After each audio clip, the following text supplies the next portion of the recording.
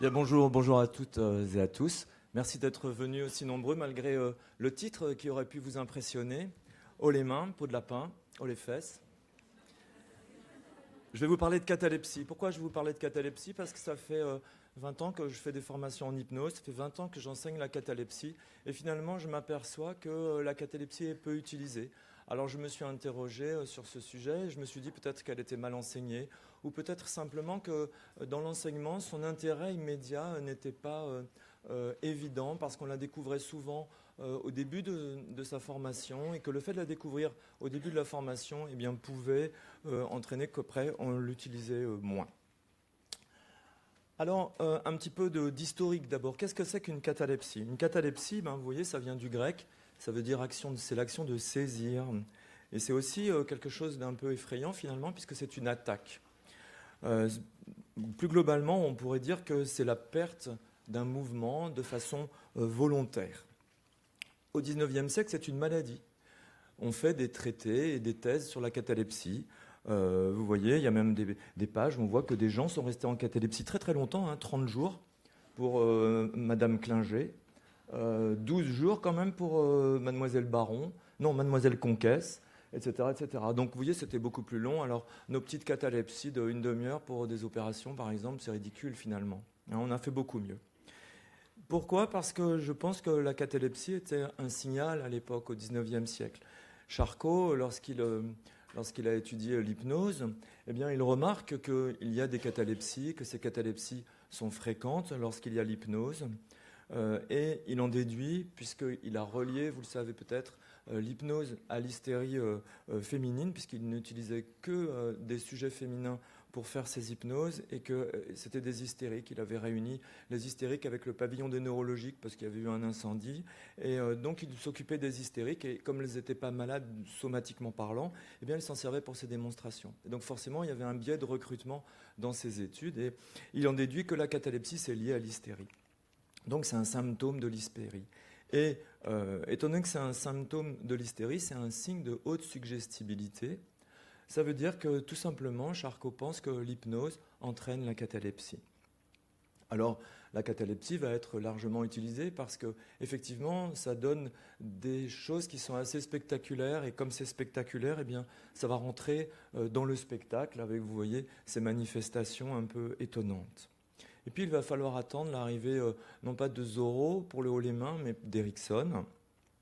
Erickson, bien, ça va être le premier du XXe siècle à réutiliser la catalepsie avec l'hypnose. Alors, c'est assez étonnant parce que lorsqu'on lit Erickson, il dit que la catalepsie, c'est bien parce que ça s'inscrit dans une relation passive du patient.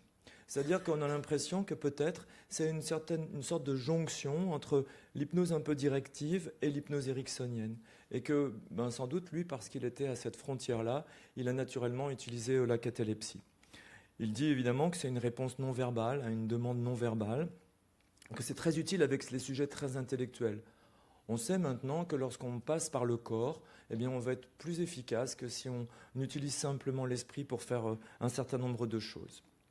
Il dit donc aussi que la catalepsie, c'est quelque chose de très intéressant lorsqu'on a des hypnoses qui sont un peu fluctuantes, qui ne sont pas stables, et que donc ça permet de stabiliser des hypnoses.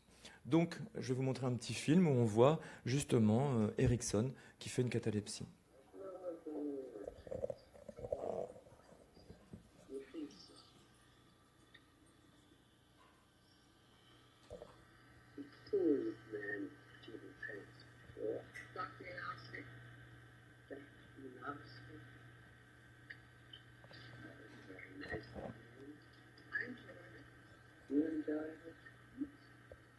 And when do you think you'll go into a trance for me?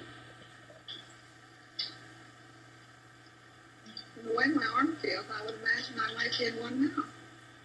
The way your arm feels, you might be in a trance right now.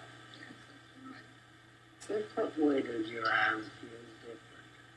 It tingles. It seems. It's apart from you. No, it tingles. Yeah, it tingles. It's just plain singing. No, it tingles. My hand, well, now maybe it's tingle. It doesn't seem to be so much a part of me as it was before. Tell me, are your eyes open? Wide open. You're sure of it? Right now I am. Right now you are. Still being sure of it? Yes. Are you closing? Not yet. You sure? Yes. All the way. All the way.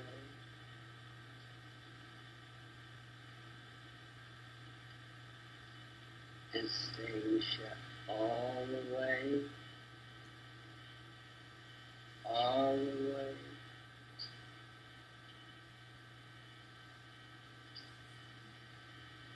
All the way shut now.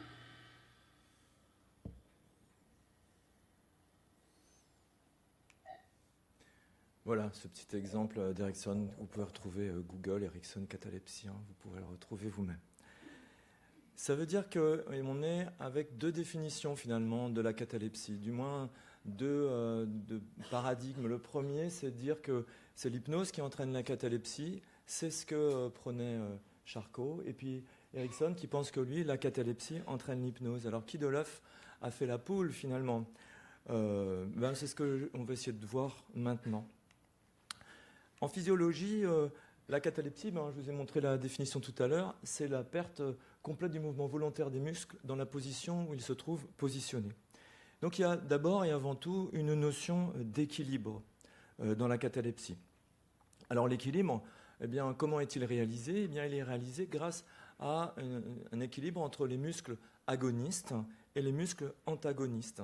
Et cet étirement du muscle extenseur et la flexion de leurs antagonistes fait qu'on va obtenir cet équilibre, et que cet équilibre, vous allez le voir, c'est quelque chose qu'on utilise tout le temps, simplement parce que ça nous consomme moins d'énergie. Par exemple, les muscles du cou sont en équilibre en permanence. Alors, la question qu'on peut se poser, c'est pourquoi est-ce qu'on parle de catalepsie quand il y a l'hypnose, et est-ce que ça a un intérêt vraiment? La catalepsie, donc, c'est une particularité physiologique qui nous aide lorsqu'on est en équilibre. Ça nous aide parce que ça économise de l'énergie, et notamment, ça économise de l'énergie lorsqu'on est immobile.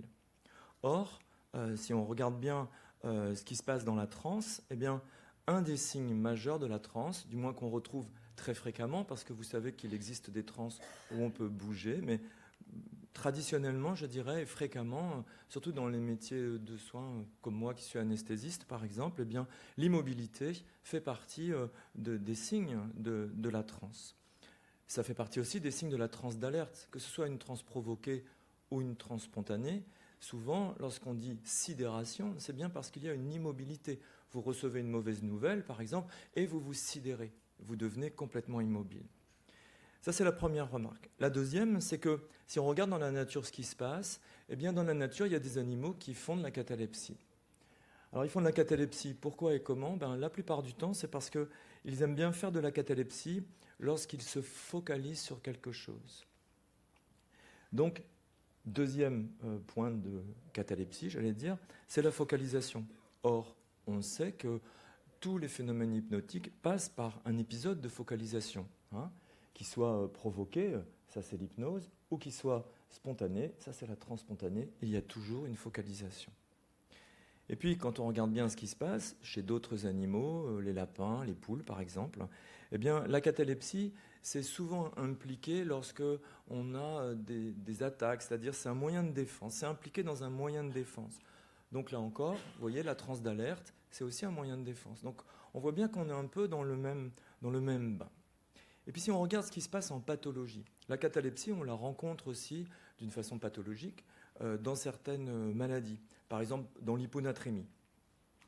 Mais on la rencontre aussi dans la schizophrénie. Ça, c'est un film que peut-être vous avez vu qui s'appelle Birdie, où c'est quelqu'un qui revient de la guerre du Vietnam et qui est devenu complètement schizophrène avec beaucoup de syndromes post-traumatiques. Ou du moins, il a des syndromes schizoïdes, j'allais dire plutôt. Et on voit bien en avant qu'il y a cet équilibre parce qu'il peut rester des heures comme ça, tel un oiseau sur la branche de son lit.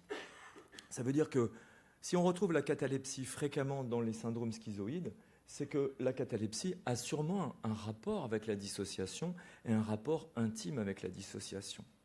Et puis si on regarde toutes les autres maladies, que ce soit l'hyponatrémie, l'épilepsie, le Parkinson, des maladies avec des syndromes de sevrage à la cocaïne ou d'autres drogues, etc., eh bien, quand on regarde un peu les signes qu'on trouve en commun parmi toutes ces maladies, eh bien, on s'aperçoit que souvent, il y a un contrôle musculaire aboli, qu'il y a une fixité de la posture, qu'il y a une diminution de la sensibilité à l'environnement et qu'il n'y a pas de réaction aux stimulations. Et tout ça, eh bien, ce sont des signes qu'on rencontre dans l'hypnose. Donc effectivement, on comprend pourquoi tout ça est intimement mêlé, parce que eh bien, ça fait partie du même processus.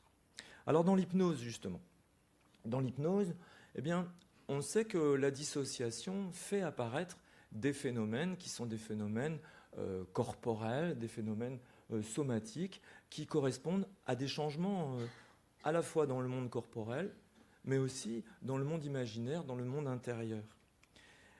Cette dissociation donc, qui fait apparaître ces processus qu'on dit idéodynamiques, eh bien, comment est-ce que ça fonctionne? Donc là, on imagine bien que c'est l'idée qui entraîne un mouvement. Donc l'idée entraîne un processus somatique. Mais si on regarde bien ce qui se passe en réalité, et si on pense par exemple aux ratifications que l'on peut faire, moi dans mon bloc opératoire, quand il y a le cialétique qui vient sur le visage, si la personne est dehors, je lui suggère que c'est du soleil, et je sais que le fait d'avoir cette lumière sur le visage renforce son processus hypnotique. Et donc, le processus hypnotique entraîne un certain nombre de choses, par exemple l'apparition du soleil, mais l'apparition de la lumière va renforcer le processus hypnotique. Et vous voyez bien le mouvement que j'ai fait, ça veut dire tout simplement qu'on a une boucle. On a une boucle idéodynamique et non pas un processus simple. Du moins, dans le mot processus, il y a l'idée de mouvement, et là, je pense que vraiment, on est dans la dynamique. Alors, que ce soit la chaleur, que ce soit le mouvement, ou que ce soit la lumière, à chaque fois, on induit un certain nombre de choses. Ça veut dire que le corps a une influence sur ce qu'on pense, sur nos idées, sur la façon dont nous allons conduire notre vie intérieure. Il y a beaucoup d'expériences qui ont été menées, beaucoup de choses qui ont été faites là-dessus, beaucoup d'études. Celle que je préfère, c'est celle-ci. Vous voyez là une diapositive, on voit deux trucs de maïs, dont un devient du pop-corn. Et alors, j'aurais pu la faire avec vous, mais j'ai 1h30, donc il faut que j'aille vite tout en procédant lentement. Vous voyez que cette diapositive est relativement drôle. Et donc, on demande à un groupe de personnes soit de tenir leur crayon comme ça, soit à la main. Et ensuite, on leur demande de quantifier le côté amusant de cette diapositive. Et on s'aperçoit que finalement, eh bien, vous voyez, lorsque les gens avaient le crayon comme un sourire, finalement, ils trouvent l'image beaucoup plus drôle que lorsqu'ils avaient le crayon vertical, comme quelqu'un qui pleure. Et on voit à travers cette étude, cette expérience, que le corps influence notre esprit.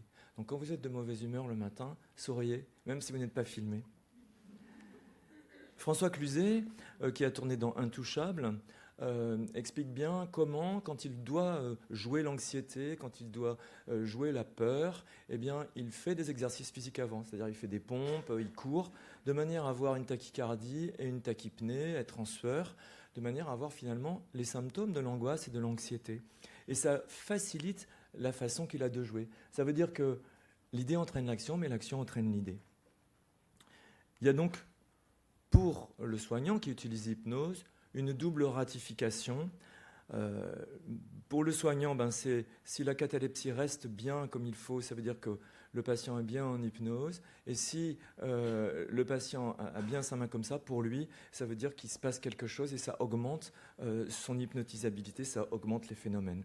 Alors, si on regarde ce qui se passe maintenant scientifiquement, l'application d'ondes magnétiques sur des parties du cerveau renforce la suggestibilité lorsque ce sont des parties qui sont inhibées. C'est-à-dire que, je m'exprime mal, pardon, les ondes magnétiques diminuent l'efficacité d'une partie du cerveau. Ça inhibe ces parties-là. Et quand on met des ondes magnétiques sur le cortex préfrontal dans sa partie dorsolatérale, eh bien, on s'aperçoit qu'on augmente l'hypnotisabilité. On sait maintenant que l'interconnectivité est modifiée au niveau du cerveau pendant l'hypnose et que c'est justement ce rapport entre le cortex préfrontal et puis le reste du cerveau. Il y a une modification du couplage, il y a un découplage et c'est ça qui entraîne les phénomènes hypnotiques. Du moins, ça y participe. Et donc là, qu'est-ce qu'on voit si on fait ça? Qu'est-ce qui se passe? Eh bien, on s'aperçoit que tous les phénomènes qui ont lieu, qui se passent des choses avec les mains, eh bien, sont largement amplifiés. Donc vous voyez, on voit bien que eh bien, dans ce cadre-là, on voit bien que c'est l'hypnose, finalement, l'hypnotisabilité qui entraîne la catalepsie. Mais si on regarde d'autres études, d'autres expériences, par exemple celle-ci qui a été conduite par Jean-Marc Benayem, eh bien, vous voyez, il crée une analgésie en gants, en chaussettes, sur le membre inférieur. Et il s'aperçoit que la création de cette analgésie en chaussettes eh bien, modifie, en les augmentant, les seuils de perception douloureuse au niveau d'autres parties du corps, et notamment au niveau de la main. Ça veut dire qu'on endort le pied et il se passe quelque chose au niveau de la main. Et puis si on regarde en IRM ce qui se passe, eh bien, d'autres études sont assez intéressantes aussi. Si on fait des suggestions de paralysie d'un hémicorps, on s'aperçoit qu'au niveau de l'hémicerveau opposé, à la fois du même côté, puisque c'est le cerveau-là qui va faire bouger cette main-là, c'est-à-dire que dans le cerveau qui n'est pas concerné par les suggestions, eh bien, il se passe aussi quelque chose. Et vous voyez comment c'est assez intéressant de voir finalement que la catalepsie et les phénomènes idéaux dynamiques eh bien, entraînent aussi l'hypnose. On voit comment tout ça est une sorte de roulé-boulé et comment justement cette catalepsie va modifier l'interconnectivité dans le cerveau et notamment l'interconnectivité de cette matrice hypnose. Et ça va réactiver des choses comme le précuneus par exemple. Ça n'a aucun intérêt de retenir ça, mais retenez-le quand même. On ne sait jamais s'il y avait une interro. Le précuneus qui, lui, va aussi à son tour activer le cortex singulaire antérieur et modifier un certain nombre de choses. Alors, pourquoi on fait plus la catalepsie, du moins dans le public, avec les mains et pas avec d'autres organes? Dans le privé, on peut faire autre chose. Eh bien, tout simplement parce que vous savez bien que les mains, elles ont une énorme représentation mentale. Hein. Sans doute parce que l'être humain, lorsqu'il a commencé à se lever, il n'avait plus besoin de ses mains pour marcher. Et il s'est dit, tiens, qu'est-ce que je vais faire de ces deux trucs-là? Et il a trouvé plein d'utilisations. Et c'est ce qui nous a fait progresser aussi. Alors maintenant, assez parlé, j'allais dire, mais on va... c'est un atelier. Dans un atelier, moi, je pense qu'il faut beaucoup de vidéos pour que vous compreniez bien. Et il faut des exercices. Alors là, vous êtes quand même un certain nombre, les chaises sont fixes, on va s'adapter. On va d'abord faire un peu de vidéo, vous allez voir, je vais vous montrer plein de trucs. D'abord, l'idée que j'ai, c'est que la catalepsie est utilisable tout le temps. En hypnose informelle, comme en hypnose formelle. Or, très souvent, eh bien, on a le schéma de l'hypnose formelle, catalepsie, hypnose formelle. C'est complètement faux. Il faut utiliser la catalepsie autrement. Pourquoi? Parce que ça sert à quoi l'hypnose finalement? Au moins pour un anesthésiste. Pour un psychiatre aussi, ça sert à ça, vous allez voir, c'est simplement modifier la suggestibilité du sujet. Grâce à l'hypnose, je modifie sa suggestibilité et ensuite, eh bien, je lui donne des suggestions de confort, d'analgésie en ce qui me concerne, de changement pour les psychiatres, de ce que vous voulez, ça dépend de l'objectif que vous avez. Donc finalement, je sais aussi que quand j'ai commencé, moi je croyais que l'hypnose c'était on-off. Sans doute parce qu'un anesthésiste, il faut que ce soit on-off. Il faut que ça dorme ou que ce soit réveillé. Et surtout, le truc qui nous fait peur en tant qu'anesthésiste, c'est le truc qui est au milieu, là. Quand il commence à loucher comme ça, à avoir des mouvements un peu bizarres, ça, on n'aime pas ça. Donc du coup, quand je commençais les hypnoses, il fallait surtout pas qu'ils ressortent. C'était le truc qui me stressait. Et pourtant, il en faut beaucoup pour me stresser, mais ça me stressait. Et puis, j'ai compris petit à petit que c'était ridicule. Que finalement, la grenadine, c'est pas du sirop pur, c'est du sirop et de l'eau, et s'il y en a une toute petite goutte, ça suffit parfois. Et donc, eh bien, je pense que ce qui est important, c'est d'ouvrir un peu l'espace hypnotique dans le cerveau des gens, de manière à donner des suggestions, et elles seront de toute façon beaucoup plus ressenties. Même si c'est une petite ouverture, ça marchera mieux que s'il n'y en avait pas. Et puis si l'ouverture est plus grande, ça marchera encore mieux. C'est pour ça que c'est important de créer des phénomènes hypnotiques, même en hypnose informelle. Et Hier encore, enfin pas hier, mais avant-hier, il y avait une journaliste qui est venue pour nous interviewer. Et j'avais beau lui dire que l'hypnose formelle, c'était pas très intéressant finalement. Puis qu'elle pouvait reprendre l'article de Ouest France d'il y a 4 ans parce qu'elle mettrait la même chose.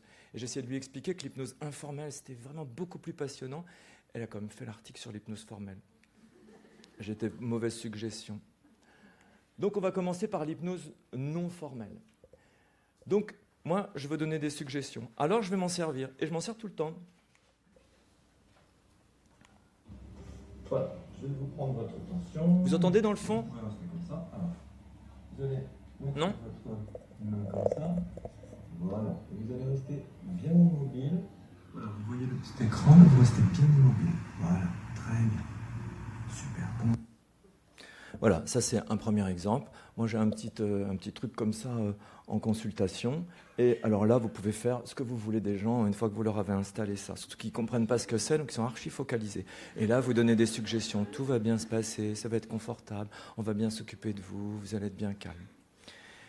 Donc, ça peut être mis en place lors de l'examen. Et puis aussi, des fois, il y a des trucs qui se font de façon spontanée. Votre tour.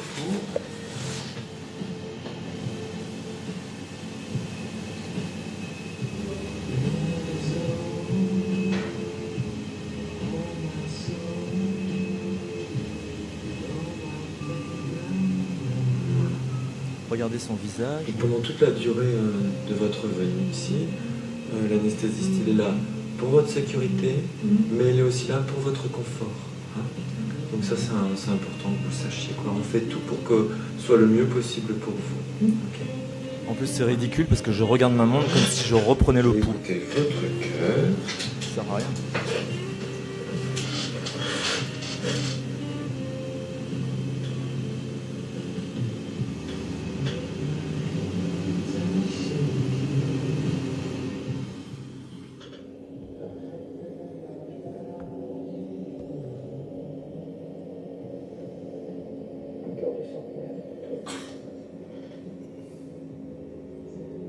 Regardez la fixité de son visage.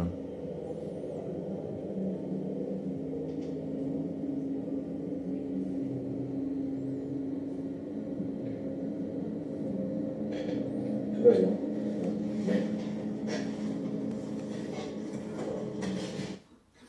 Là, vous pouvez lui vendre ce que vous voulez. Alors des fois, on peut aussi créer artificiellement, j'allais dire, c'est-à-dire pas avec quelque chose de précis comme un saturomètre, des catalepsies pour induire un certain nombre de choses. Par exemple, ça. Ah oui, c'est vrai, il a du mal à démarrer celui-là. Et voilà, alors, excusez-moi, j'ai déjà eu ce petit problème. Alors,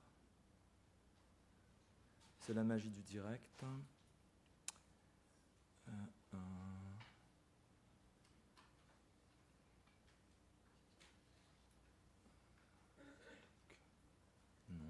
Ça devrait partir.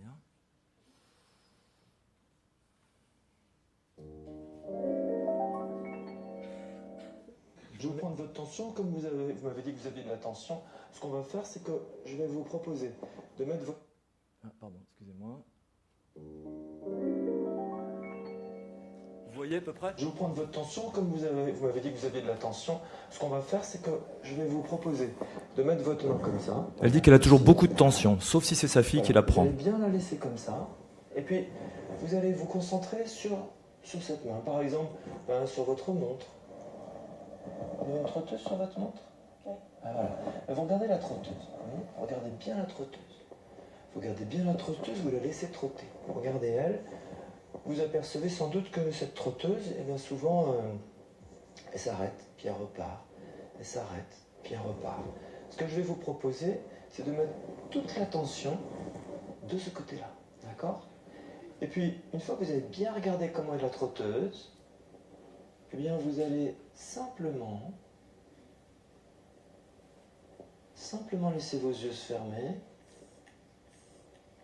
et simplement continuez de voir la trotteuse derrière vos yeux. Comme si la trotteuse continuait de trotter. Voilà, super.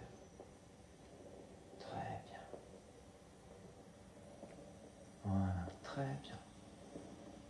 Et comme ça, vous avez ainsi la possibilité d'arrêter un peu le temps, de le tranquilliser. Ah, zut. C'est pas vrai. Je vais vous prendre votre tension comme vous... D'arrêter un peu le temps, de le tranquilliser, de calmer les choses, de prendre juste un petit moment de détente pour vous. Parfait, puis vous réouvrez les yeux quand vous le souhaitez, puis vous allez vous apercevoir que la trotteuse repart, et puis je vais vous aider à remettre votre main là où elle était, si vous voulez bien. Voilà, à ouvrir les yeux, bien grand. Tout va bien? Très bien. Vous avez 13. C'est génial, non? Oui, non, mais ça, je... Hein? Vous connaissez? Non. J'ai une fille, je suis infirmière, donc... D'accord, et du coup, vous connaissez ça, qu'il hypnose avec les enfants. Donc vous allez pouvoir lui dire, quand je me tranquillise un peu, j'ai moins de tension de l'autre côté. Hein? D'accord? Voilà, parfait. C'est gentil d'avoir accepté de filmer, merci beaucoup.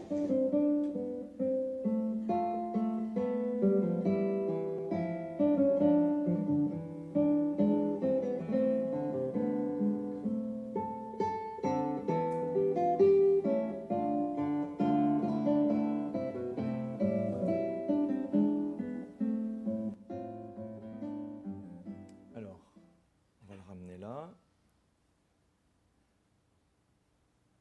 Hop. Alors après, là c'est en consultation, mais on peut faire aussi des applications pratiques, soit en salle de soins, soit en salle d'opération en fait. Hein.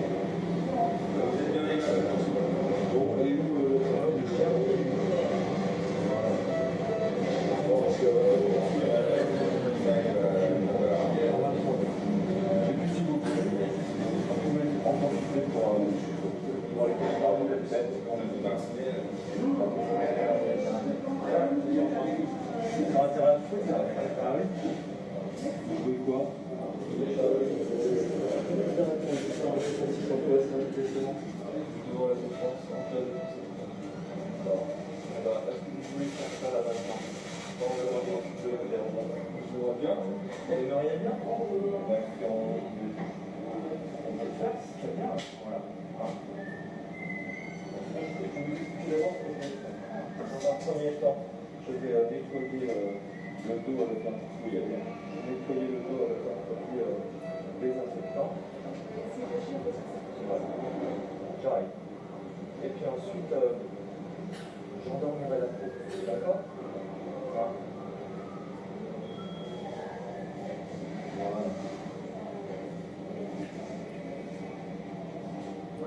Je vais vous proposer, au moment où j'endors la peau, de prendre une grande inspiration, comme si vous alliez taper dans un ballon. Vous voyez? Vous savez faire ça, quand on tape dans un ballon, on prend une grande inspiration, et on tape dans le ballon. Ok? C'est le moment où moi je vais aller les jeter. D'accord? Est-ce que vous êtes prêts? Alors, prenez une grande inspiration, vous bloquez, et vous shootez. Allez-y, allez-y, shootez. Voilà, super. C'est loin devant. Super, ce que vous faites.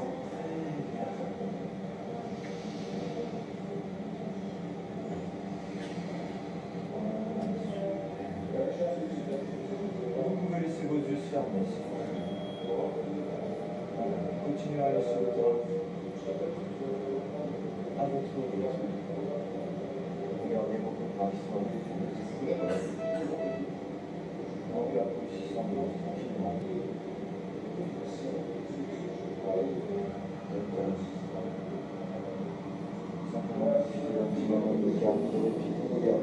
Vous voyez, à partir de là, je peux dire absolument n'importe quoi, mais ce qui est intéressant, c'est vraiment de donner des suggestions de calme, de confort. Ce monsieur a été très angoissé, ça permet de faire le geste d'une façon très très simple, et c'est vraiment très simple de lui demander de faire ça, simplement. Il n'y a rien de plus simple, et ça augmente la suggestibilité. Après, il n'y a pas que ça, il y a aussi le fait d'utiliser le pacing, d'utiliser certains mots, mais ça, vous savez faire ça, hein, c'est des choses qu'on apprend en communication hypnotique.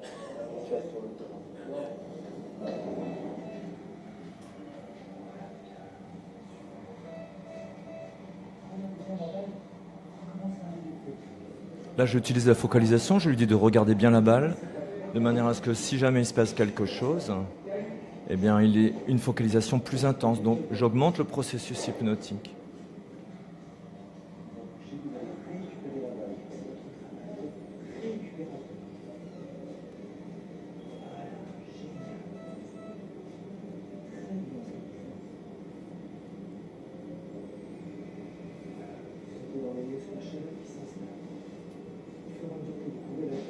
Là, c'est la ratification. Il y a une chaleur qui s'installe en réalité, du moins j'espère, et une chaleur qui s'installe dans les muscles parce qu'il est échauffé de son match de foot.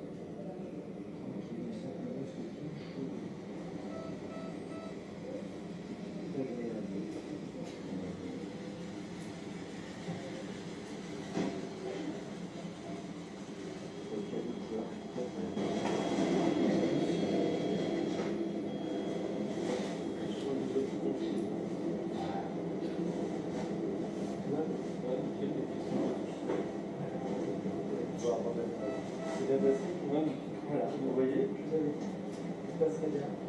Vous allez pouvoir vous approcher. Voilà, très bien. C'est bon. Voilà. Oui, c'est bien passé, hein. On peut faire ça aussi à l'induction des anesthésies générales. L'utilisation de la catalepsie, il y a plusieurs façons de le faire. Une façon de faire, pourquoi pas, par exemple avec les claustrophobes, c'est de leur faire tenir eux-mêmes le masque d'anesthésie un petit peu au-dessus de leur visage. Et forcément, ça induit une catalepsie, donc ça induit de la suggestibilité. Donc on peut pouvoir mettre des suggestions de confort, de calme, de tranquillité. Mais on peut le faire aussi d'une autre façon, comme ça par exemple. Ça, c'est une jeune fille, je ne me rappelle plus trop l'histoire, mais c'est assez horrible. Je crois qu'elle s'est fait violer, pas dans le couloir, mais longtemps avant. Et du coup, je crois qu'il y a eu un truc terrible pour elle. Je ne me rappelle plus.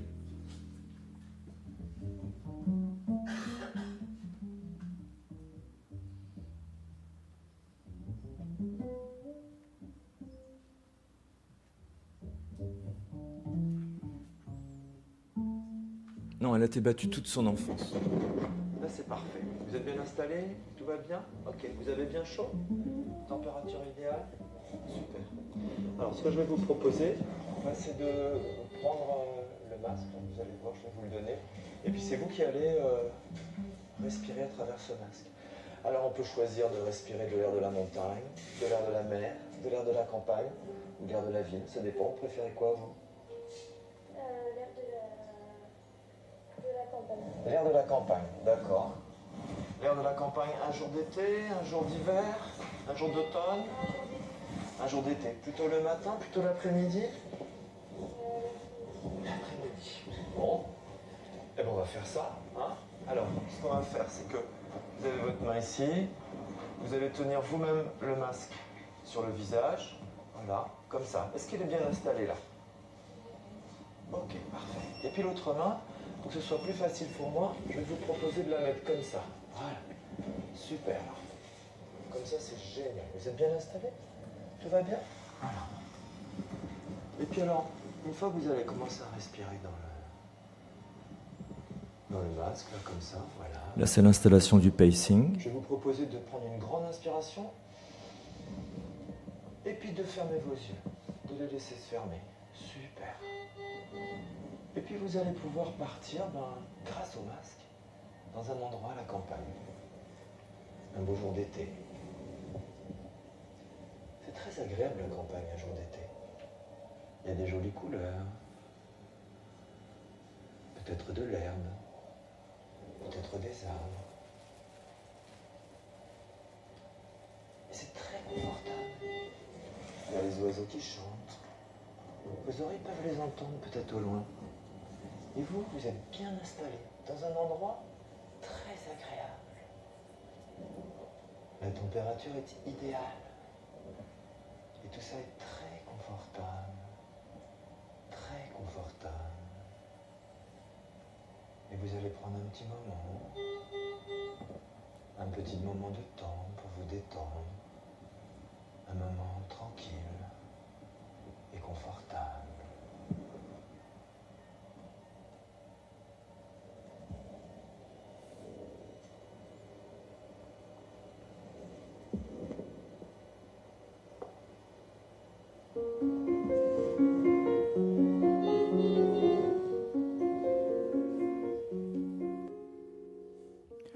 Vous voyez, pour ce type d'induction, c'est des inductions hyper calmes. Et ce qui est intéressant, c'est que le recueil, l'anamnèse, pour ceux qui sont formés, quand ils sont en première session, ils font des anamnèses qui durent 3 heures. Ils écrivent tout, absolument. C'est incroyable. Et puis, finalement, là, on est vraiment rendu à le strict minimum. Un arbre, un été, la campagne. Et ça suffit pour faire quelque chose parce que, d'abord, c'est assez court comme geste inductif. Et puis parce que, il y a la catalepsie qui renforce et qui facilite l'induction. Alors on a aussi des façons un peu artificielles, grâce à des petits objets, de faciliter la catalepsie. Malheureusement, j'avais fait un film et je ne sais pas ce qui s'est passé avec la caméra, je suis désolé, le son n'a pas fonctionné, donc je ne vais pas vous le montrer, mais je vais vous montrer ça. Et puis je sais qu'il y a un atelier spécifique sur ce hand spinner. Voilà. Alors ça, c'est un hand spinner physique, d'accord ? Et ce que je vais vous proposer là, c'est simplement d'en choisir un. Alors vous pouvez prendre la couleur que vous voulez. Vous pouvez en prendre un avec des petites lumières au bout. Vous pouvez en prendre un qui soit avec des branches de différentes couleurs. Voilà, vous le choisissez tous là maintenant. Et puis vous allez le placer sur votre main, entre l'index et le pouce. Et vous le regardez bien. Et puis avec l'autre main, vous allez le faire tourner. Et vous le regardez tourner. Vous regardez les couleurs qui tournent. Vous regardez comment il tourne. Et peut-être vous pouvez simplement laisser vos yeux se fermer pour observer si la vitesse avec laquelle vous la faites tourner dans votre tête est la même que la vitesse avec laquelle il tourne en réalité. Et les choses tournent, sans détour, tour à tour. Et peut-être juste un moment agréable qui vient. Quelque chose de confortable.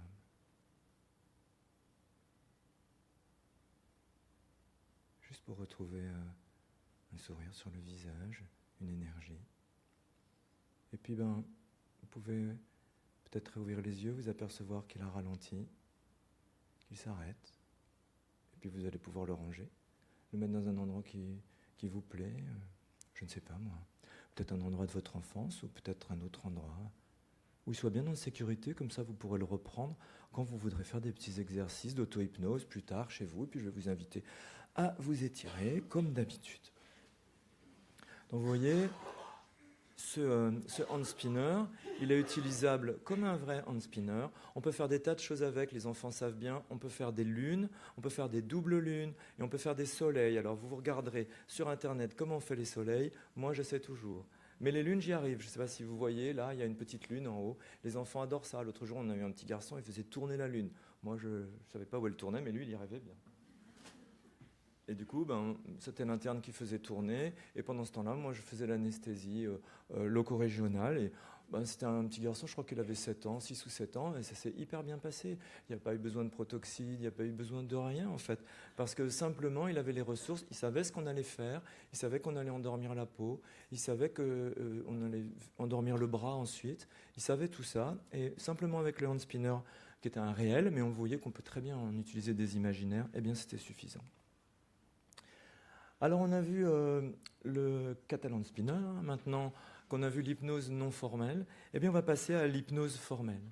Alors quelques petits rappels déjà sur la catalepsie, de base, la catalepsie d'induction classique. La catalepsie d'induction classique, il y a des préalables. Déjà, c'est qu'il faut être confortable. C'est-à-dire qu'il faut que votre main à vous, thérapeute, ne soit pas en tension comme ça. Et il faut que la main du patient ne soit pas en tension non plus. Il faut qu'elle soit vraiment le plus possible avec le bras contre la face latérale du thorax. et puis bien posé dans vraiment un moment d'équilibre. Donc il faut trouver ce moment-là une fois que vous aurez saisi la main du patient.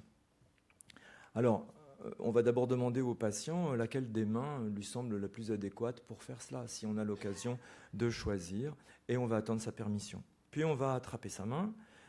La position de la main du thérapeute, elle peut varier. Moi, j'aime bien faire avec le majeur et le pouce, parce que ça me laisse l'index pour mettre mon index sur le dessus de la main du patient, comme on le voit ici. Pas ici, mais là. Toc. Voilà. Et ce qui permet d'induire une certaine confusion à un moment donné quand je vais lâcher les deux éminences osseuses et que je vais laisser l'index sur le dessus de la main. Et puis ensuite, je ferai des petits tapotements. Et ainsi, le patient se rend à peine compte qu'il se passe quelque chose. Il se rend compte sans se rendre compte et ça induit les phénomènes d'une façon plus douce. Donc, position de la main du thérapeute, position de la main du patient. Ensuite, peut-être vous savez qu'on peut faire des tas de choses. On peut faire sur la montre, comme je fais avec la dame en consultation. On peut faire sur les bijoux. On peut faire de la chiromancie sur les lignes de la main. Voilà, vous avez autant de possibilités que votre imagination peut vous en fournir. La catalepsie, d'abord, la première chose, c'est, si on veut que ça fonctionne bien, c'est demander au patient une idée de la légèreté. Qu'est-ce que c'est que la légèreté pour lui et ensuite quel bras? Ensuite, on va pouvoir faire des suggestions préparatrices. Ce sont des suggestions de légèreté, d'accord? Par exemple, on va légèrement vous s'occuper de vous. Vous voyez, c'est une suggestion de légèreté. On amène l'étage du patient, son étage cérébral, à la légèreté. Et puis ensuite, on va faire les trucs classiques, l'orientation ici maintenant, etc. La particularité sans doute de la catalepsie, c'est qu'on va faire une grande inspiration sur le même pacing que le patient. Et ensuite, on peut parler discrètement sur un pacing inversé. Parce que le pacing sur l'expiration, c'est-à-dire parler sur l'expiration du patient, ça donne une certaine lourdeur, une certaine relaxation. Or là, il ne faut pas de la lourdeur, il faut plutôt de la légèreté. Donc au début, vous allez pouvoir parler un peu sur l'inspiration du patient. Et puis ensuite, vous allez saisir sa main et prendre une grande inspiration vous-même. De manière en lui proposant aussi de prendre cette grande inspiration. Vous êtes ainsi synchronisé et ensuite la main reste en l'air. Ok, donc c'est à peu près à cet endroit. Puis après, vous faites ce que vous voulez. Là, j'ai mis un accompagnement, ça peut être un lieu de sécurité, une réification, peu importe. Et puis on reprend le pacing habituel. Et puis on arrête la catalepsie. Et puis voilà. Donc voilà un petit exemple.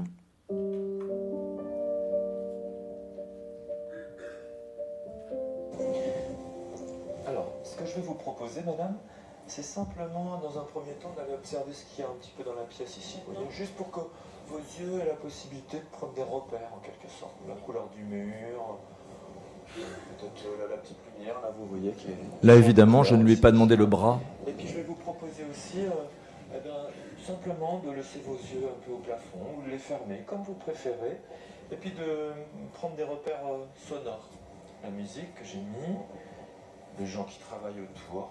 Ces repères vont être comme un rempart protecteur autour de vous. Vous êtes bien installé sur la table. Donc ce que je vais vous proposer, c'est que je vais prendre votre poignet, si vous voulez bien. Voilà, comme ça. Il y a plein de choses d'installer là-dessus. C'est assez... Voilà, il y a tout ce qu'il faut. Et puis, je vais soulever votre poignet et vous allez simplement prendre une grande inspiration à ce moment-là. D'accord? Vous êtes prête? Allez, on y va. Voilà, très bien. Et vous pouvez laisser vos yeux se fermer. Voilà, super. Très bien comme ça. C'est très bien ce que vous faites. Voilà, et puis alors que vous pouvez observer que la respiration s'est déjà un petit peu modifiée, je vais vous proposer de laisser venir des images agréables devant les yeux, peut-être l'image d'un paysage.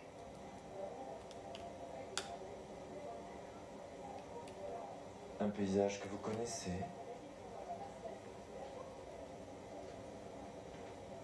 Et puis autour de ce paysage que vous connaissez, peut-être que pourrait être intéressant de faire venir des sons agréables, des sons qui sont liés à ce paysage.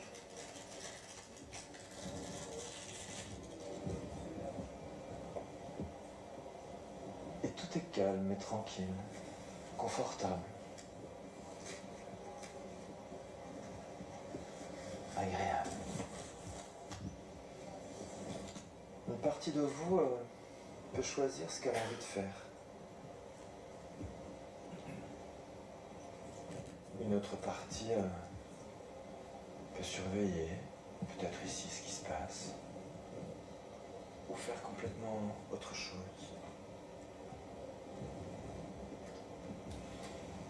Quelque chose de confortable, d'agréable.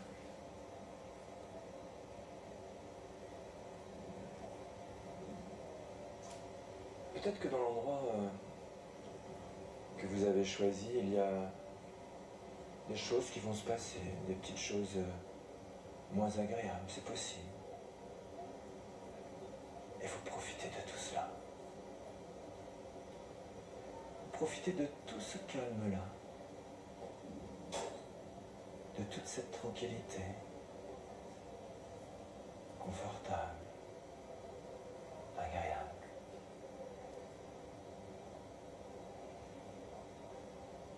Les choses s'endorment, tranquilles et calmes.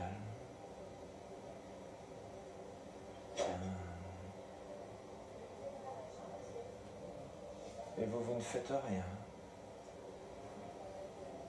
Rien qui ne soit agréable, confortable. Rien que de rien.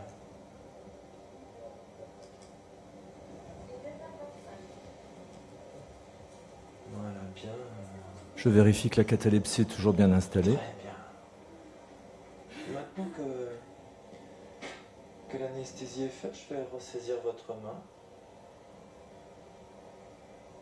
Et vous allez pouvoir la reposer tranquillement, la raccompagner, et avoir un sentiment très agréable de confort, de bien-être. Voilà. Et puis retrouver la position sur le lit, retrouver les sons des gens qui travaillent, réouvrir les yeux, retrouver la pièce. Tout va bien ? C'est excellent votre truc. Hein. Non, mais sérieux, hein, c'est vrai. Hein. Voilà, donc j'ai fait l'anesthésie locale. Je n'ai pas senti. Vous n'avez pas senti? Non. Voilà, très bien. Donc la dernière fois, si. La dernière fois, si, là, rien. D'accord. Oh. Ok. Ah ouais, c'est nickel. Ben, parfait. Génial. Merci d'avoir accepté d'être filmé. C'est gentil, je vais vous mettre votre main.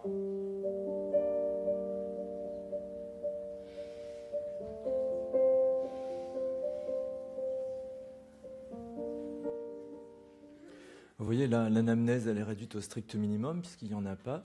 Là, j'ai fait que la locale, j'ai fait une grosse locale. Cette dame, elle m'avait dit que ce qu'elle avait détesté, c'était l'anesthésie locale. Effectivement, quand on fait des anesthésies loco-régionales avec échographie, ce qui fait mal, c'est l'introduction de la canule ou l'introduction de l'anesthésie locale. Moi, je fais toujours des anesthésies locales. Il y en a qui font l'anesthésie locale avec la canule pour, l'aiguille de neurostimulation. Bon, du coup, après, une fois qu'on a fait la locale, il ne se passe plus rien, donc après, on peut continuer à discuter. Puis de plus, ça ne s'arrête pas, c'est pas on-off, ce que je vous disais. Ça continue, donc je peux continuer, parler calmement, donner des suggestions de tranquillité, et c'est beaucoup plus agréable de travailler comme ça. La dame, du coup, elle est contente, elle est confiante, et elle sait que maintenant, ça va bien se passer. Et j'augmente aussi la fiabilité de mes anesthésies locales, parce que quand on fait des anesthésies loco-régionales, quand on fait des anesthésies loco-régionales, une dernière chose qui s'installe, c'est l'hyposensibilité épicritique. Or, quand le chirurgien va inciser la peau, souvent les gens ils sentent un peu vaguement quelque chose qui se passe. Et s'ils sont inquiets, et s'ils ont eu mal avant, eh bien, ils transforment ça en douleur du fait de la composante émotionnelle. Et souvent, on a des petits souffles, souvent. Quand on ne fait pas des choses avant, on peut avoir des soucis comme ça. Et il y a certains de mes collègues, je vois bien, qui ne sont pas formés et qui sont obligés d'endormir des gens, alors que je suis certain qu'ils font bien leurs anesthésies loco-régionales. Mais peut-être ça va trop vite et ils n'y arrivent pas vraiment bien. Alors on peut faire d'autres choses. Alors j'avais présenté, pour ceux qui sont déjà venus, il y a 2 ans, à la conférence que j'avais faite sur, je ne sais plus sur quoi d'ailleurs. C'était, bref, je ne sais pas quoi c'était déjà. Ah, c'était sur la sensorialité. Et bien la catalepsie soufflée. Eh bien, je l'ai un peu modifié depuis, et je vous présente ça. Voilà, alors je vais vous proposer, si vous voulez bien, de juste fixer votre main comme ça. Voilà. Vous fixez un doigt, par exemple celui-ci, ça vous convient? Voilà, vous fixez ce doigt-là, vous le fixez bien, puis vous allez, au rythme de votre respiration, le faire venir vers vous lorsque vous inspirez. Et le faire s'éloigner lorsque vous expirez. Voilà, très... Voilà. Super. Et peut-être qu'en fermant les yeux, ce serait plus facile encore de faire ça. Voilà, bien. Et vous pouvez tout en continuant laisser venir une image. Une belle image, quelque chose qui vous plaît. Le visage, par exemple. Autre chose. Laissez venir un son. Je mettrai avec une arme. Un son agréable qui va avec cette même image. Et une sensation agréable. Très agréable, une sensation. Vous pouvez voir comme la main s'immobilise finalement, ne fait plus que les mouvements respiratoires. Profitez pour ne rien faire d'autre que de juste profiter du calme, du confort, agréable. Je vous laisse un peu de temps pour pouvoir en profiter pour vous, pour retrouver de l'énergie. Donc c'est ce qu'on appelle la technique de la main. Le patient va souffler sur sa main en inspirant par le nez. Donc il inspire par le nez, et il souffle sur sa main avec sa bouche, doucement comme ça. Le thérapeute, il accompagne la main du patient, c'est-à-dire que c'est lui qui va saisir la main, c'est lui qui place la main au bon endroit. Il faut que la main ne soit pas vers les yeux, il faut plutôt qu'elle soit vers la bouche, de manière à ce que le patient puisse se focaliser. On peut renforcer les choses en faisant un petit point, en dessinant un petit point sur le doigt, par exemple un doigt du patient, de manière à ce qu'il focalise sur son doigt. Alors évidemment, ça peut être confusionnant aussi ça, mais ça marche pas mal. Donc des petits mouvements, pas vers les yeux. Et puis évidemment, le pacing du thérapeute qui renforce aussi les choses. Et une synchronisation avec l'alternance et l'ouverture de la fermeture des yeux, puis la fermeture complète des yeux. Puis on va ralentir un petit peu le mouvement de manière à ce que ce soit une suggestion non verbale de ralentissement du mouvement vers le soignant. Puis ensuite, on va lâcher la main du patient. Et puis, le patient va continuer avec ce que vous voulez. C'est toujours pareil. Là, c'est une technique d'induction.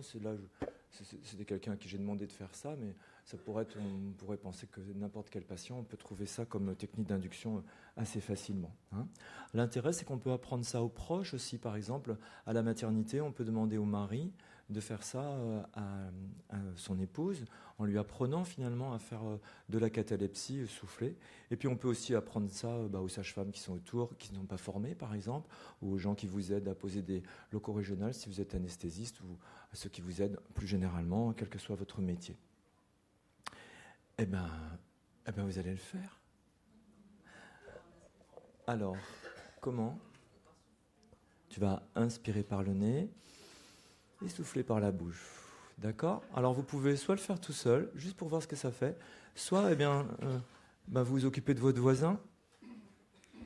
Donc, vous pouvez prendre votre voisin, votre voisine, vous lui saisissez une main. La plus proche de vous, ça va être le plus pratique. Les conditions ne sont pas idéales pour le faire. Et puis, si vous êtes 3, vous pouvez faire avec les 2 mains, mais c'est moins facile. Vous êtes prêts? Alors allez-y. Catalepsie de la main de votre voisin. La main devant la bouche. Et vous lui proposez de souffler, tout en fixant bien.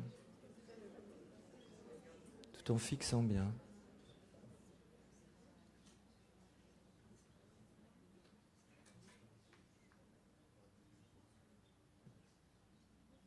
Voilà, très bien.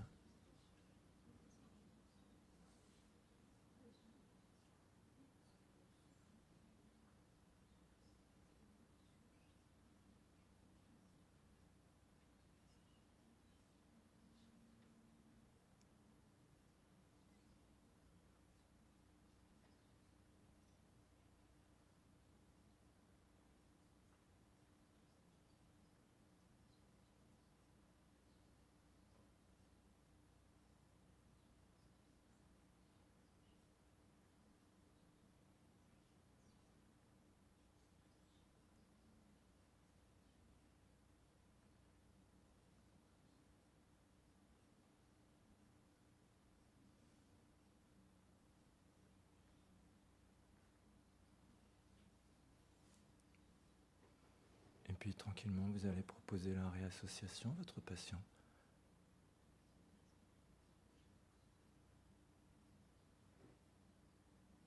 Vous pouvez lui ressaisir la main si vous voulez, ou faire en miroir ce que vous avez fait lors de l'induction.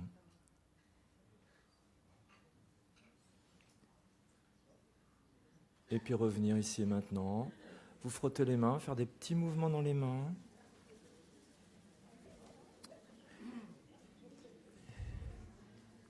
Et la vie continue. Alors,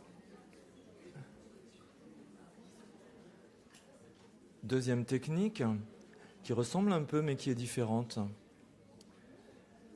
C'est la catalepsie de pacing. Rassurez-vous, ceux qui n'ont pas fait l'exercice comme patient cette fois-ci ou qui l'ont fait comme patient, vous allez pouvoir changer cette fois-ci pour le deuxième exercice, ou le troisième, je ne sais plus. La catalepsie de pacing, c'est une technique qui a été inventée par Isabelle Bardet, qui travaille à côté de Paris, là où le Concorde s'est écrasé, à Gonesse. C'est une super infirmière anesthésiste qui fait énormément de choses. Et elle a inventé cette technique que je trouve une très belle technique.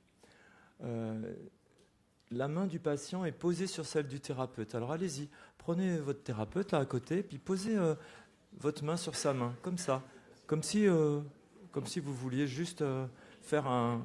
Allez, tchac.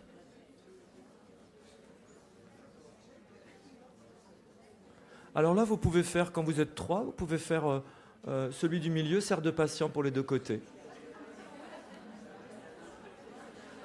Le mieux, c'est que le thérapeute, il ait la main dessous et le patient la main dessus. C'est bon? Le thérapeute, il a la main comme ça. Le patient, il a la main comme ça. D'accord? Une fois que vous avez ça, eh bien vous allez simplement faire des petits mouvements inspiratoires. Lorsque le patient inspire, levez la main. Et lorsqu'il expire, voilà, vous la baissez doucement, tranquillement. Les mouvements doivent être tout petits. Et vous pouvez lui proposer d'observer. D'observer ce qui se passe.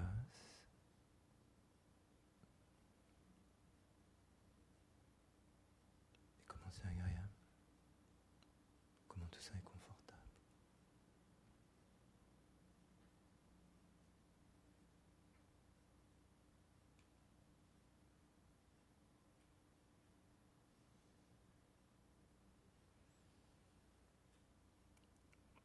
Comment on trouve de la légèreté, peut-être.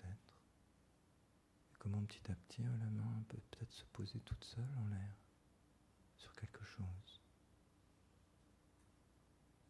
Peut-être.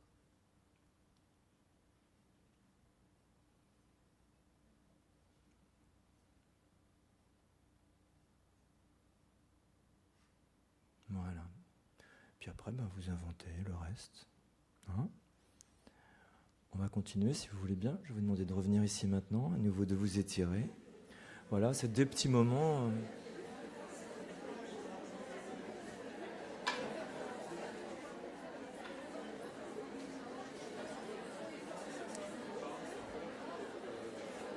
Alors là, vous allez pouvoir encore tester des choses avec la catalepsie mobile. La catalepsie mobile, messieurs, dames, est une catalepsie mobile. En fait, là, les choses sont un peu différentes. Vous avez un patient qui est assez tendu. L'indication, c'est un patient qui est tendu. D'ailleurs, j'ai remarqué ce matin, je ne sais pas si vous avez assisté à la plénière, mais le dentiste White, je ne sais plus son nom de famille, eh bien... Ah ben oui, voilà, c'est ça. Ça doit être un acte manqué. Il a fait ça. Il a fait une catalepsie mobile. Alors, le principe est assez simple. Vous faites une catalepsie, puis vous faites des mouvements au-dessus de la tête du patient. Vous le faites beaucoup bouger, comme il faisait. Je ne sais pas si vous vous souvenez comme il a fait. Vous faites les mouvements et de manière à ce que son bras soit assez haut et que ce soit assez inconfortable. Vous voyez, là, c'est assez bizarre. On propose l'inconfort. Et ensuite, vous induisez par quelque chose de très focalisant, comme lui, il a fait la technique de Spiegel, que les dentistes aiment bien, c'est-à-dire il a mis le doigt sur le front du patient. Mais vous pouvez induire en faisant une grande inspiration et en fermant les yeux, ou inspirer complètement, bloquer la respiration et soufflez doucement. Et au moment où la personne va souffler, vous allez redescendre volontairement sa main. Et il y a un grand soulagement parce que ça induit une tension. Et donc on a un soulagement. Et ensuite, ça amène la personne vers un état émotionnel qui est un peu plus favorable. C'est une technique bêtement de relaxation, mais qui s'inscrit dans un processus hypnotique parce qu'il y a une catalepsie. Alors allez-y, avec votre voisin, vous lui prenez la main et vous la mettez au-dessus de sa tête, comme ça, puis vous faites des mouvements horizontaux, verticaux, doucement, en lui demandant de bien fixer son index. C'est très important.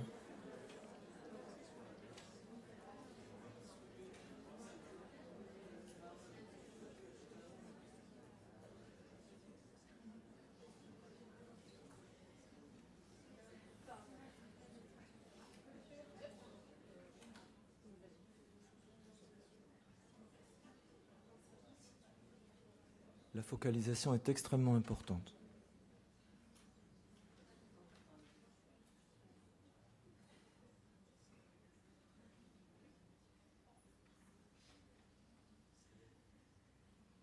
Il faut continuer à les dire de focaliser.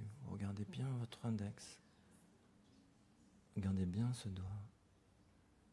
Et puis vous allez prendre à ce moment-là une grande inspiration et laisser les yeux se fermer. À ce moment-là, vous raccompagnez la main et vous induisez du confort dans le reste du corps.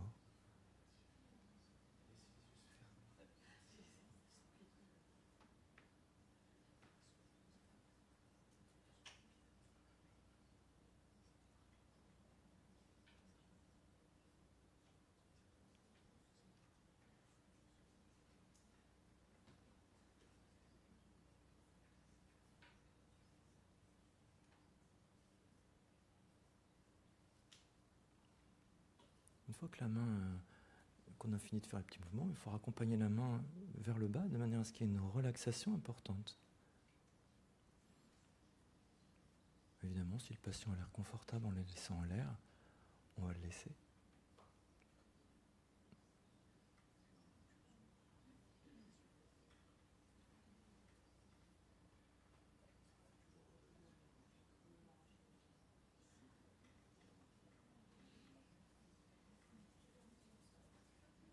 Une fois que vous avez fait cela, eh bien, je vous propose de vous étirer et de revenir ici et maintenant.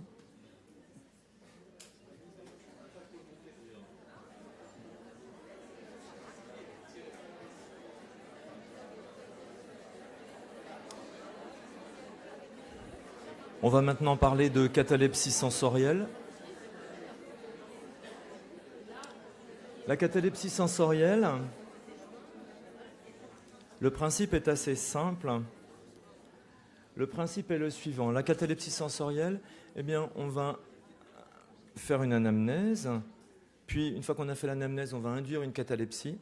Et on va poser la main sur un support. On va proposer au patient de poser sa main sur un support.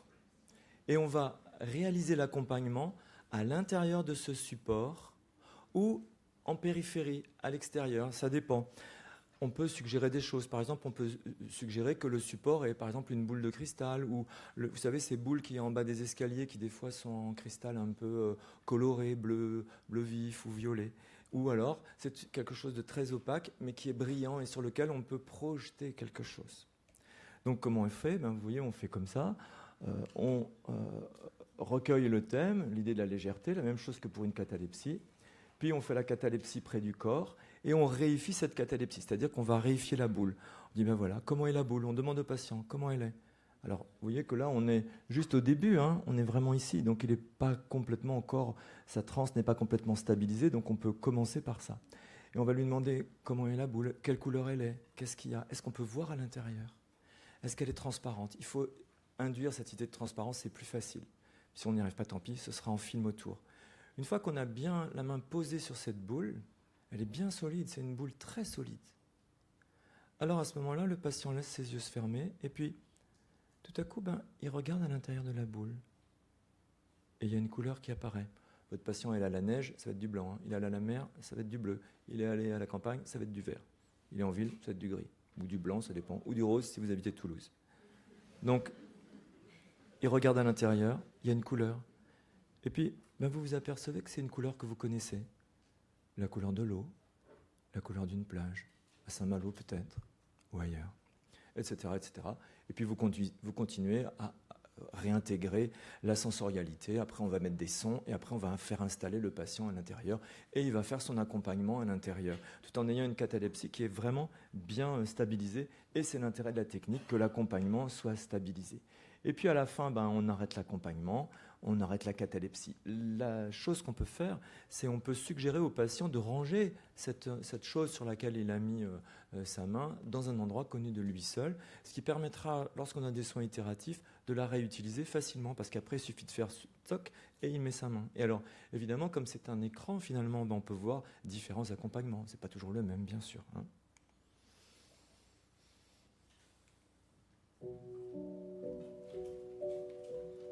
Pour que vous en ayez un très bon souvenir et pour que ce soit agréable pour vous, je vais vous proposer de faire une petite promenade dans votre tête. Est-ce que ça vous intéresse? Parce que là, vous allez pratiquement rien sentir et du coup, pendant ce temps-là, moi je vais travailler et vous, vous allez aller ailleurs dans votre tête. Alors, je vais vous demander, est-ce que vous avez un endroit où vous aimeriez bien aller? Ouais, où ça? De votre maison de vacances. Ah oui, où est-ce qu'elle est votre maison de vacances? À côté de Sarzeau. C'est une maison qui est donc au bord de la mer. Sarzeau, c'est au bord de la mer, hein, c'est ça? Et qu'est-ce que vous aimez y faire là-bas? C'est reposant. Il y a la mer. Et qu'est-ce que vous faites? Vous vous promenez? Aujourd'hui, par exemple, qu'est-ce que vous auriez envie d'y faire? Avec le temps, je sais pas, moi je serais sûrement allé me promener. Vous seriez sûrement allé vous promener. Donc vous partez de la maison et vous allez vous promener le long de la mer. D'accord. Le matin, l'après-midi? L'après-midi? D'accord. Plutôt l'après-midi. Tout seul ou accompagné de quelqu'un? Non, tout ça, ça fait bien aussi. Ouais, tout seul. Tout seul. D'accord. Et qu'est-ce que vous voyez de beau? Quelle est la chose la plus belle qu'il y a à voir là-bas? La flotte. C'est ça qu'il y a de plus de beau. D'accord. Qu'est-ce qu'on entend quand on y est? La nature? Les mouettes? D'accord. Et quelle température il fait? Comment c'est? Il fait doux, quoi? Une température idéale, un peu? D'accord. Et ça sent quoi? La mer. Le sel, l'eau et tout ça. Ok. Alors, vous allez laisser tomber voilà. Et puis, je vous propose de regarder un petit peu partout ici. Vous voyez? Regardez le blanc de la pièce. Ici, le néon. Peut-être notre caméraman qui est là, hein, fidèle au poste. Les rideaux, vous voyez, les rideaux bleus. Et ça ondule un peu. C'est la mer, déjà, voilà. Elle est bleu clair, là, hein, quand même. Hein. Vous ne trouvez pas? Elle est pâle, hein. Ah oui. C'est une mer de début d'après-midi, à mon avis. Hein. Et peut-être, y a des gens qui vont passer. Peut-être on peut entendre plein de bruits qui se passent ici. Ça n'a qu'une espèce d'importance. Hein, d'accord?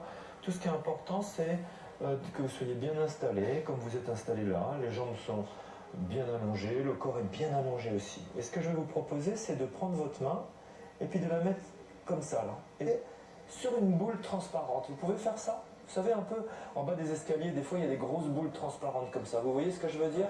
Voilà, donc vous fermez vos yeux, puis vous en choisissez une. Une boule qui soit bien transparente. Vous me faites un petit signe de la tête quand vous l'avez choisie. Voilà, super. Et puis vous posez bien votre main dessus. Voilà. Génial, super. Et puis, pendant que la main est posée là, ce que je vais vous proposer, c'est de regarder à l'intérieur de cette boule transparente. De regarder ce qu'il y a et d'observer que peut-être il y a justement la maison de Sarzeau qui est là, à l'intérieur de la boule. Vous voyez, un peu comme dans les boules qu'on secoue là où il y a de la neige ou des choses comme ça. Et là, c'est la maison de Sarzeau qui est à l'intérieur. Et vous regardez. Et puis, peut-être vous regardez les couleurs. Peut-être vous regardez les formes. Peut-être qu'il y a des formes qui se déforment. Et puis je vais vous proposer d'écouter tous les sons qu'il y a dans cette maison-là. Peut-être les sons de la nature, les sons des mouettes qui sont tout autour.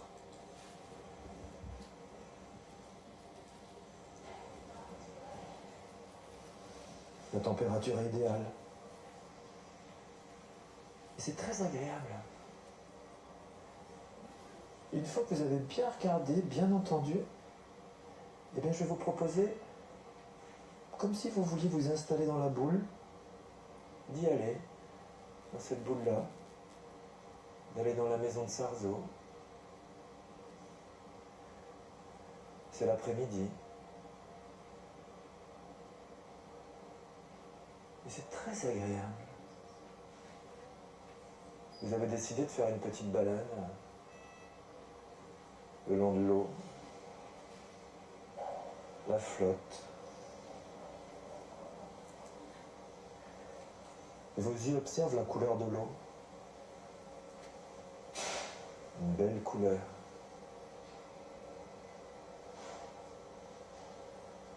Vous avez décidé de faire une promenade, tout seul, de vous laisser du temps qui détend, du temps agréable et confortable. Vous avez décidé de bien en profiter. Peut-être vos oreilles peuvent entendre le cri des mouettes. Peut-être aussi peuvent-elles entendre le son de l'eau, le son de la mer, le silence aussi peut-être. Et vous profitez de tout ça, de tout ce paysage de paysage, un paysage de vacances, agréable, calme. Peut-être les odeurs iodées. Voilà, il va plus se passer grand-chose, donc je vais accélérer un petit peu parce que le temps avance. Et tout ça est très agréable. Toc, toc, toc, vous voyez, il ne se passe rien. Je ne sais plus ce que je fais là. Ah oui, je le réassocie. Voilà, puis de retrouver la position, de ramener la main, voilà. Et de voir comment c'est confortable de faire ainsi, hein, de retrouver la position sur le drap, sur le lit. Je vous remets votre culotte. De retrouver la culotte aussi, hein. C'est bien quand même aussi, hein. Pour sortir, c'est mieux. Hein. Et puis de retrouver aussi les sons de la pièce. Il y a des gens qui passent, qui parlent, les bruits des boîtes qu'on est en train de nettoyer. Et puis tout ce que vos yeux avaient regardé au début, ben, je vous invite à regarder. Vous voyez, notre caméraman qui est toujours là. Salut Sébastien. Voilà. Les draps qui sont toujours bleus, comme la mer. Comme mes yeux. Bon, pas vraiment, hein. Tout va bien, monsieur? Ça s'est bien passé pour vous? Ouais? Vous êtes content? Super. Ouais, vous avez trouvé ça bien? Eh ben, très bien. Eh ben, écoutez, moi je suis content. Si vous en gardez un bon souvenir, c'est vraiment bien. Maintenant, ce qu'on va faire, c'est que vous allez pouvoir reposer votre tête. Voilà. Et puis, on va vous recouvrir avant d'aller dans la salle, comme on vous a dit. Hein? Voilà. Alors, on peut aussi faire de la catalepsie rapide. Justement, ça tombe bien, puisque il est 12h43. Ça permet de réduire le temps d'induction et d'apporter du confort aux patients. Ça, c'est une technique qui a été inventée par mon collègue Philippe Houssel, alors qu'il revenait d'un topo de Gaston Brosseau. Donc c'est beaucoup basé, et je vous invite, si vous n'êtes jamais allé le voir, à aller voir Gaston Brosseau, parce que c'est intéressant de voir comment il fait, et comment, un peu comme Turner à la fin de sa vie, qui ne faisait plus que des tableaux presque blancs, et ben, il fait presque plus que des tableaux blancs. Mais il a beaucoup peint avant. Donc c'est quelque chose qui est basé sur la respiration, et ça permet de faire quelque chose de très rapide. Alors ça nécessite, évidemment, puisqu'on va réinitialiser les choses, eh bien, d'avoir un langage qui soit un langage sensoriel, qui soit un peu flou, avec de la lumière, des taches de couleurs. Il y a des couleurs plus sombres, des couleurs plus claires. Il y a des couleurs qui sont comme des leurres, peut-être la couleur de l'heure actuelle, des couleurs moins actuelles. Il y a des sons qui sont, peut-être que certains sons sont plus que d'autres, qui sont moins sonores, dans le néant sonore. Et puis la kinesthésie, bien sûr. l'olfaction et la gustation. Je vois toutes les photos, c'est pour moi. Ça, vous trouvez ça on trouve ça facilement. Hein. Et puis c'est bien d'avoir les siens propres en fait, parce que ben voilà, peut-être que vous allez dire chuchotement, moi je le dirai pas, etc., etc. Je vais vous montrer un tout petit exemple. Vous allez tenir bien vertical comme ça. Allez-y, tenez-le. Et vous allez fixer un point particulier, comme si vous deviez le dessiner après. Vous voyez ce que je veux dire, hein? Et vous observez bien cet endroit-là. Vous observez bien cette comment dirais-je, ce petit coton là. Vous le regardez bien droit. Puis une fois que vous l'avez bien regardé, alors vous laissez vos yeux se fermer. Comme si vous voulez le redessiner. Voilà, très bien. Et puis vous le redessinez dans votre tête. Vous pouvez imaginer que ce petit pinceau-là vous permet de peindre un beau tableau. Vous en changez les couleurs. Vous en changez les sons. Et tout cela est très agréable. Peut-être vous pouvez imaginer que dans ce tableau-là, les choses bougent.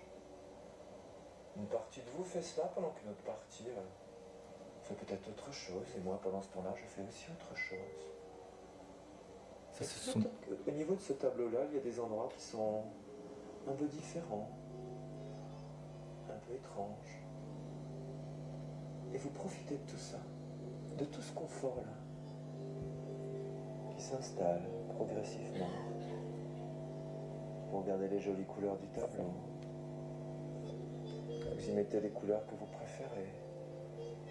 Du bleu peut-être, du vert, du rouge, d'autres couleurs. Les couleurs les plus agréables qui soient et les plus confortables. Etc. D'accord, vous voyez une autre façon de faire. Alors on peut faire aussi de l'autocatalepsie. L'autocatalepsie, pardon, ben, c'est assez simple, vous allez le faire. Vous allez prendre votre main, la plus légère. Alors laquelle de vos deux mains est la plus légère? C'est important de savoir. Il y a toujours une main plus légère que l'autre. Quelle est la main la plus légère? Puis vous allez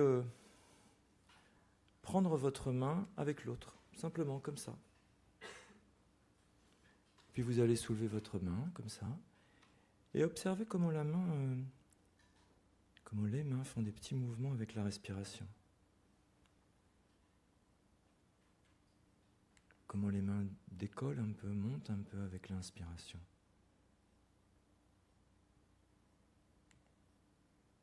Une fois que vous avez bien observé ça, je vais vous proposer de poser votre main quelque part, celle du dessous.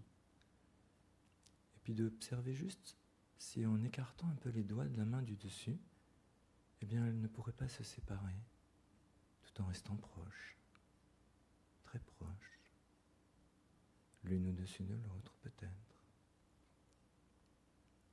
Et puis laisser venir un moment agréable, un moment confortable, un moment où vous avez eu du plaisir, du bonheur, peut-être avec quelqu'un de proche en proche.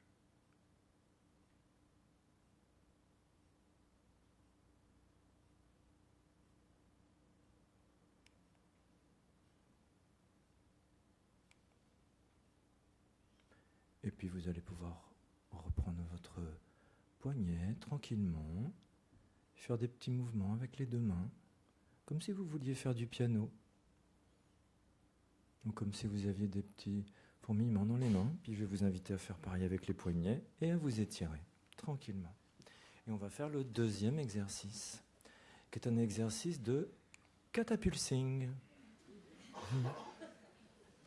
Alors le catapulsing, vous allez choisir une main et je vais vous inviter à mettre votre main de la façon suivante. Comme ça, exactement. Être bien confortable au niveau du bras. Puis vous mettez l'index sur le pouce.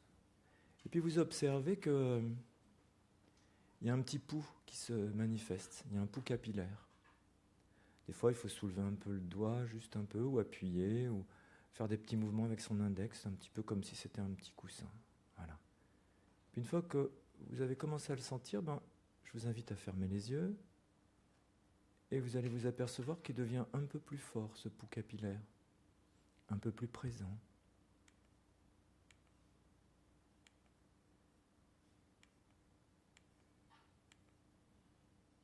Et vous l'observez.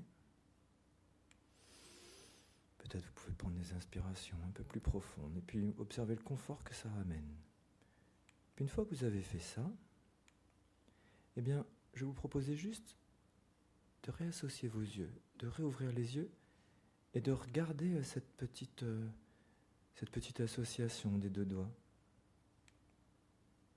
De bien l'observer, d'observer que le pouls capillaire est toujours là. Et à partir de là, vous allez faire une toute petite lévitation de l'index. Il va se soulever tout seul, avec des tout petits mouvements, un peu en roue dentée. Vous le soulevez de quelques millimètres, peut-être 1 centimètre, ou 2 au maximum. Et puis une fois qu'il s'est un peu soulevé, je vais vous inviter à lui faire des petits mouvements de haut en bas pour aller tester le petit matelas d'air qui existe maintenant entre le pouce et l'index. Un air que vous allez sentir de plus en plus concentré au fur et à mesure que vous rapprochez très doucement, comme si vous vouliez peut-être tâter un fruit fragile. Et vous sentez toute la chaleur de ce petit matelas d'air, juste entre ces deux doigts. Puis peut-être vous allez pouvoir immobiliser à quelques millimètres du pouce l'index et sentir comment toute la chaleur et toute l'énergie se diffuse à l'intérieur. Comment peut-être il est pratiquement impossible d'écraser ce petit matelas d'air, tellement il est confortable. Et comment, en fermant les yeux, peut-être que tout ce confort devient de plus en plus fort, qu'il s'étend, qu'il prend son temps pour s'étendre, pour te détendre.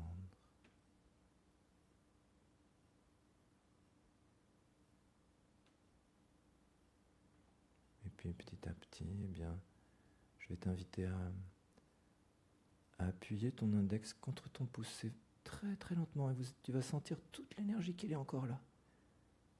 Et puis une fois que le contact va se faire, eh bien de faire un petit mouvement comme si tu voulais enlever un peu de gomme ou un peu de pain ou quelque chose comme ça, puis de redonner à la main des mouvements, et puis aller au poignet, et puis retrouver un peu la pièce ici et maintenant.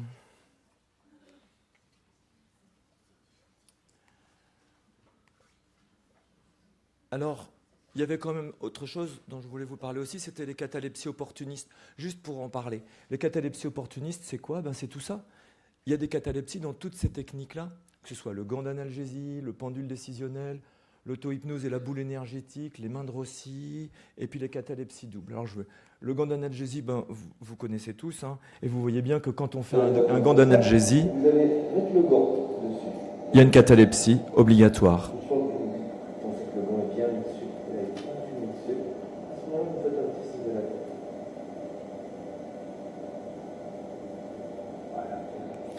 Ok ? Après, la deuxième technique où on utilise la catalepsie, c'est la catalepsie du pendule. C'est quoi la catalepsie du pendule ? Eh bien pour ça, il vous faut un pendule.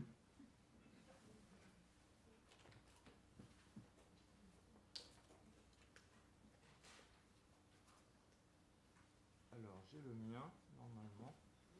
Le voilà. Voilà mon pendule. Alors, je me demande si ce midi, je vais aller manger à la crêperie ou rester ici. La crêperie, c'est chouette. En Bretagne, les crêpes sont bonnes, tout ça. Ouais, mais en même temps, faut que je prépare pour cet après-midi. Je n'ai pas vraiment préparé encore ma conf pour cet après-midi. Donc, il faut que je fasse. En même temps, les crêpes, c'est bon, quoi. C'est vrai, c'est chouette, les crêpes. Alors, si je vais tirer à pile ou face, mais si je tire oui à pile ou face, on va me dire qu'il reste 5 minutes. C'est faux, d'ailleurs, il est 54 et 42. Si je tire à pile ou face, je vais me dire face, crêperie, pile, je reste. Pile. Oh ouais, mais bon, les crêpes. Alors j'ai le pendule. Et je lui dis, ben voilà, je sais que mon cerveau émotionnel choisit bien pour moi. Et je sais que c'est mon cerveau émotionnel qui va donner les petits mouvements. Donc je me déconnecte, je déconnecte mon cortex préfrontal, là, cet abruti, qu'on m'a insufflé depuis que je suis tout petit à l'école. Et puis je dis, ben voilà, si c'est crêperie, ça tourne.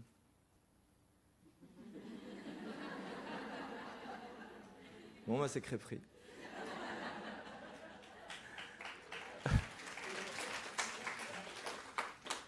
Voilà, vous voyez, c'est un choix qui est impossible à prendre avec raison, et on en a tous des choix comme ça. Hein.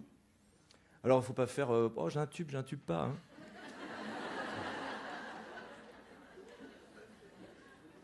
Et puis, pour terminer, eh bien, il reste la catalepsie double. La catalepsie double, c'est quoi? Eh bien, la catalepsie double, c'est mettre les deux mains en catalepsie du patient et lui proposer de faire un beau tableau. Un beau tableau dans lequel il va mettre des objets, un paysage, une photo, il va ajouter des sons, il va pouvoir ajouter des odeurs, et il va laisser les choses venir.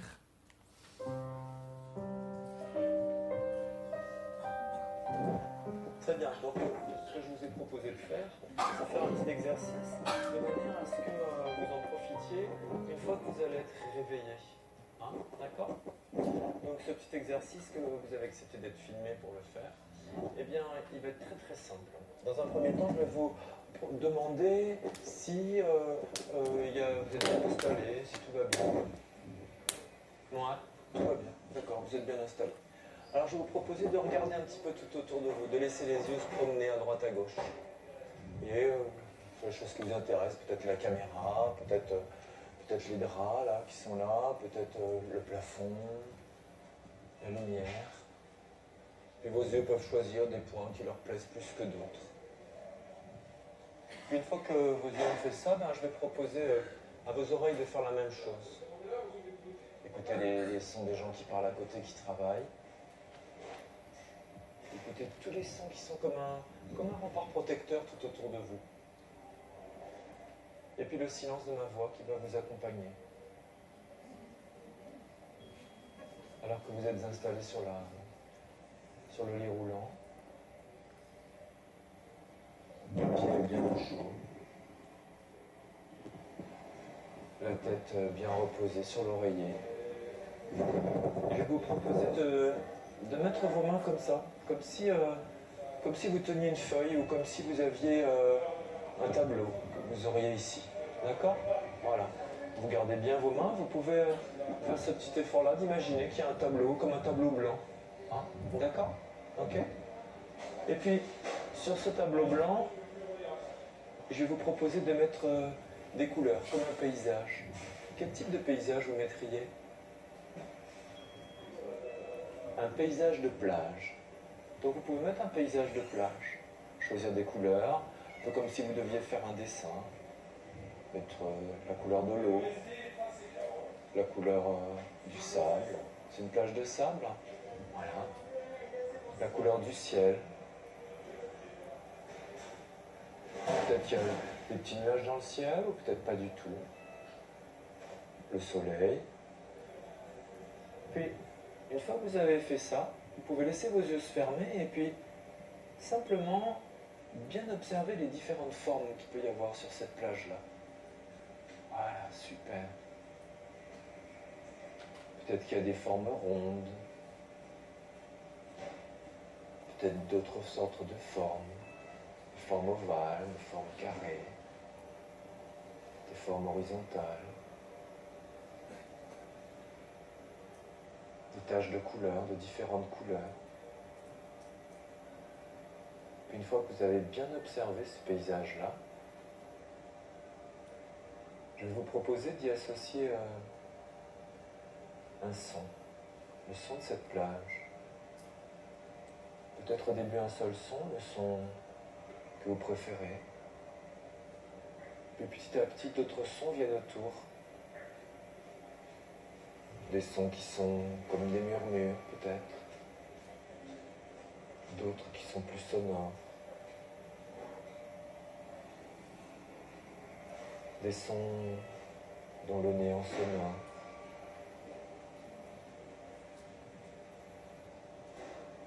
Une fois que vos oreilles peuvent bien entendre tous les sons de cette plage-là, je vais vous proposer d'y entrer, de vous installer sur cette plage. Donc là, on passe en phase de la kinesthésie. On a fait le visuel, l'auditif, on fait le kinesthésique. Assis, ou dans une autre position. Et d'y vous faire ce qui vous plaît d'y faire. Peut-être au loin, il y a des sons qui reviennent, très loin, très très loin. Parce que vous êtes confortable sur cette plage. Vous êtes bien installé. Le corps profite de la plage, de la mer. Peut-être que les oreilles peuvent entendre le son de l'eau. Peut-être des gens loin qui passent. D'autres sortes de sons. Peut-être alors que vous êtes sur cette plage, C'est la première fois que je faisais une hypnose dans une gare. le parfum agréable.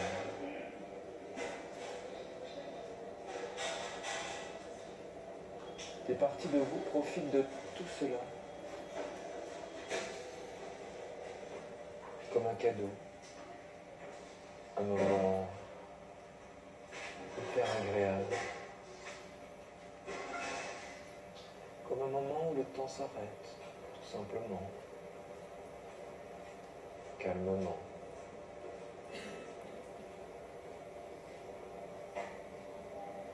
Agréablement. Et vous saurez profiter de ce moment-là. Pour plus tard, à chaque fois que cela sera utile pour vous, aussi souvent que cela sera utile pour vous, vous pourrez profiter de ce moment calme, de ce moment si agréable,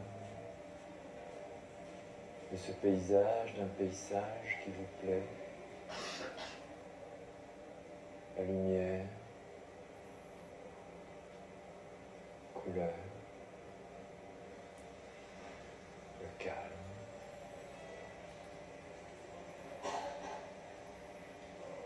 Chaque fois que vous en aurez besoin, rien qu'en retournant sur cette plage, vous retrouverez immédiatement tout ce calme-là, immédiatement tout ce confort, comme on retrouve un souvenir lorsqu'on sent un parfum. Donc là, c'est un ancrage pour qu'il ait une possibilité de trouver ce calme-là pour lui. À chaque fois que cela sera utile pour vous, cela se présentera comme cela vient en vous, là, maintenant, sur cette plage, à cette bonne heure. Je vais accélérer un petit peu parce que l'heure avance. Voilà. Voilà, et refaire bien circuler tout ça, bien profiter. Voilà, puis retrouver donc la position sur le lit roulant, retrouver les sons tout autour de nous, les sons des gens qui passent, les sons de ma voix, et puis aussi tout ce que vous aviez regardé au début, les rideaux, le plafond, la caméra là. Hein, voilà, avec Brigitte Bardot qui nous fait coucou derrière. Hein, voilà. Tout va bien? Ok, parfait. Ben voilà, vous êtes prêts. Nickel.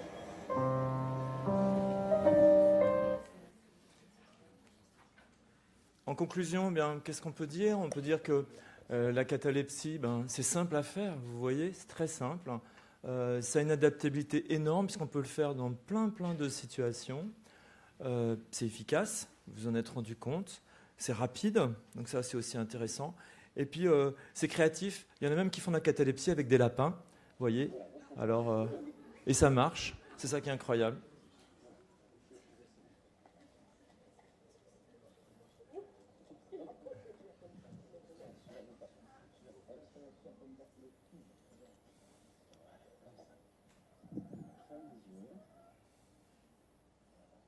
Alors n'allez pas faire ça avec vos patients quand même. Hein.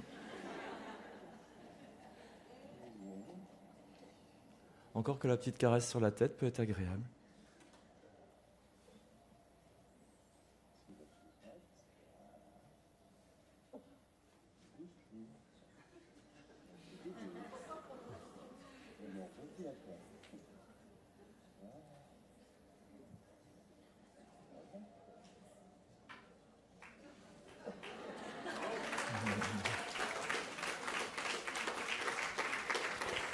Je vous remercie beaucoup pour votre attention, votre gentillesse, votre participation. Bon congrès.